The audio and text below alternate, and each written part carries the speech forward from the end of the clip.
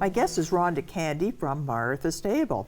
You know, I was listening to a thing on the CBC, and it was a whole thing about struggle meals, and I had to look it up to find out what it was. But I thought, I know who I can ask because I think this is something you guys deal with all the time.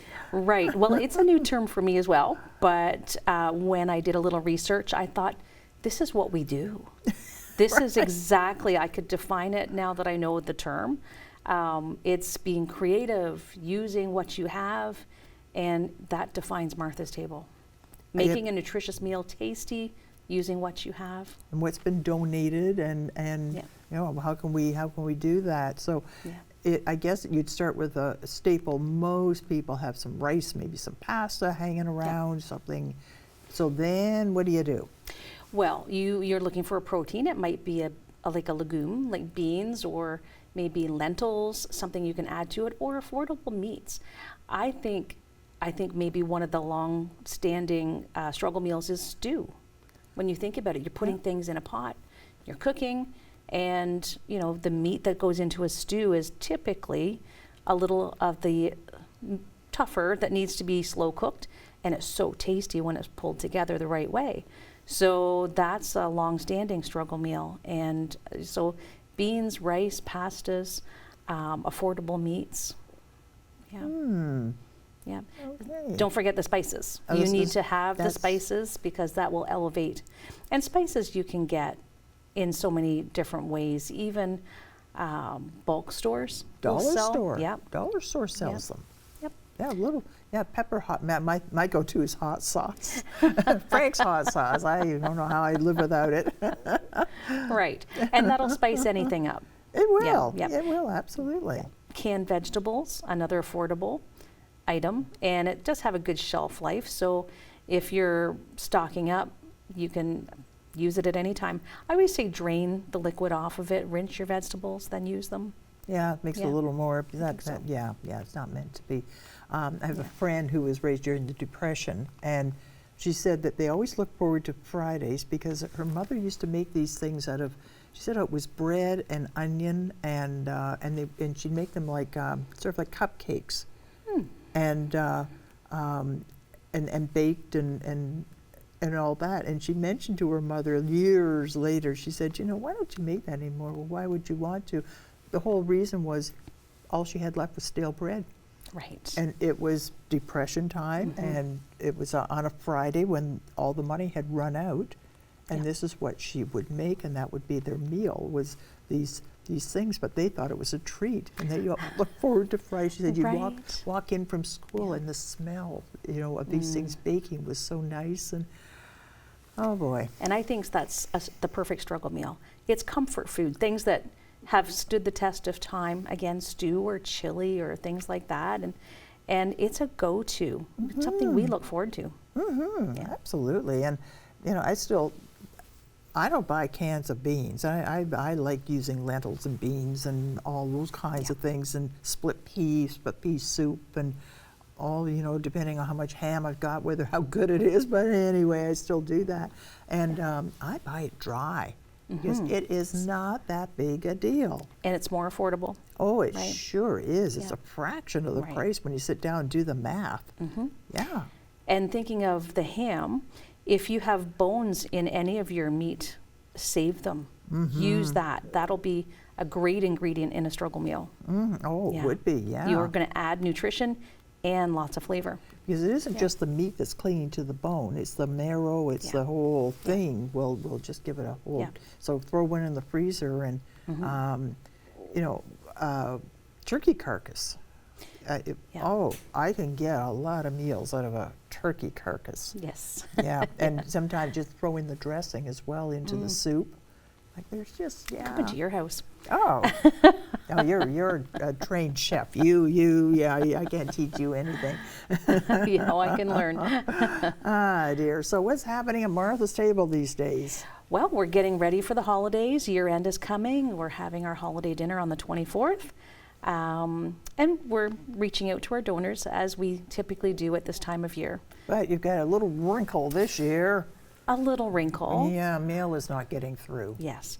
Yeah. So that's a bit of a challenge and concern for us. We we typically mail out letters to people that have donated. So no cold letters, no unexpected reach out from Martha's Table.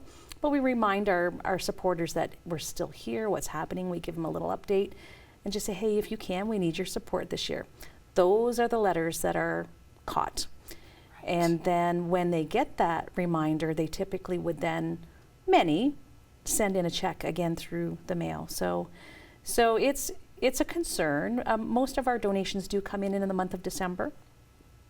So, I mean, if you know, people can donate in a lot of different ways, just avoid the mail, that would be really, really helpful. I find I very, very few checks anymore. It's all done online.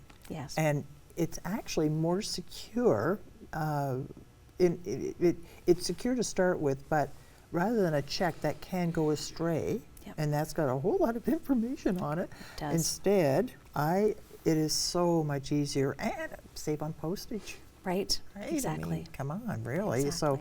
So get your grandson to show you how to use Yep. e-transfer. Yeah. It is so much easier. Once it's set up, and it's easy to set up, but once it's set up, it's just a couple clicks. Yeah. Yeah, and I mean, Kingstonians have always supported, and they're great folks. They're so good to Martha's Table, and I know people will do what they can, even if it's connecting with a youth to help with a bank transfer, but it's appreciated. I can imagine. And your numbers keep going up? They do. Okay. They do. And there's still room to grow. On the weekends, we are still serving a lunch, but we're not able to add breakfast and dinner at this point in time. Again, funding and volunteers and all the things that are needed, but we're serving a lot of meals every year. Yeah, and it's growing. The fastest number of growth right now are people that are employed. Oh boy. Everyone has high expenses because everything costs a lot, and people are just struggling to make ends meet. Yeah. We have more unhoused people. Cost of housing is often prohibitive. It's not available in some cases. So there's a lot of challenges, and there's a lot of people visiting. We're living through some very challenging times on so many levels. Yeah. Yeah. So it's still takeout? We're doing takeout. We hope next week that we're ready to go for indoor dining again. Oh, wonderful. Yes, we had a small hiatus, but we've done some renovations in our dining room, and they're almost done. So I can't promise the date just yet. We'll announce through our social media and word of mouth, but I hope next week. Yeah. It's cold out there. It is. And we want to offer that safe, warm place for people. And then you've got the friendship room, which is up on the second. Is that still functioning or operating? No. Okay. Since we renovated, we bought our new property attached to us. Right. We haven't had a drop-in center. So that will be coming, I hope, if not late 2025, it'll be 2026, because that'll be a major renovation to make that space usable again. Oh dear. I know. We're trying to grow responsibly and within our budget, within our means, to spend donor dollars wisely. And the main thing is to get food to people. It's working hard to keep up to that. So we will grow when we can. But the social aspect of community is so important. Our motto is food and friendship. Right. Right. And, so. Right. And the food is great, but then you've got to go find some place to eat that food, and it's Well, we'll have the dining rooms, but it's the lounge space allows people to relax, connect, actually make friends or meet friends. We used to have people playing a game of chess or picking up a guitar, playing a song, using computers and phones, all of those things. We need to get back to that.